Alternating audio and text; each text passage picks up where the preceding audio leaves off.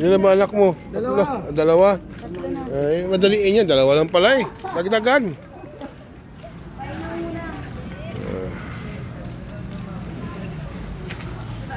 Nakakalaro pa ba? Nakakalaro pa? Okay, very good.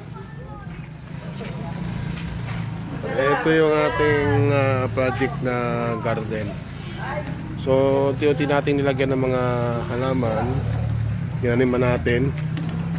So, ito yan. Yung mga bagong talim natin yan. Yan. Lahat po yan. Puro bagong talim. Ito. Siyempre, ito pa. At ito. Pag ulagay natin yan dyan. So, ito pa. So, yung mga kaibigan natin dito nag-donate. So, yan. Siyempre, labas ng barangay natin yan. Pagka maganda po yung harapan, mga halaman.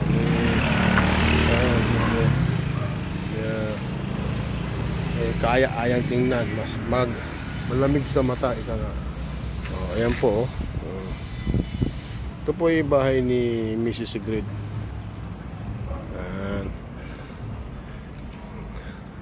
Yan eh.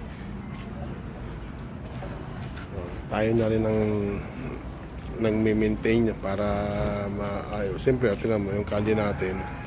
Pagka maganda, malinis.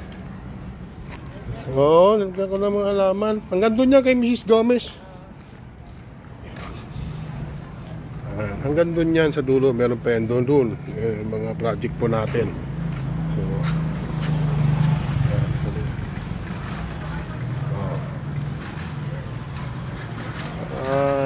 hindi lang po siya malinis at maganda at kaya sa mata. At the same time,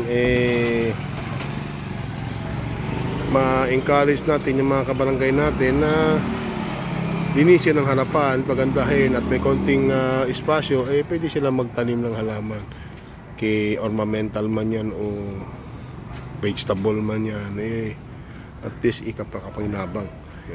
Yun po yung ating adhikain bilang namumuno sa barangay na to. Dito po sa Barangay 193 Zone 20, Pasay City. Sige po, maraming salamat. Kapitanin ko po ng Barangay 193. Magandang hapon po.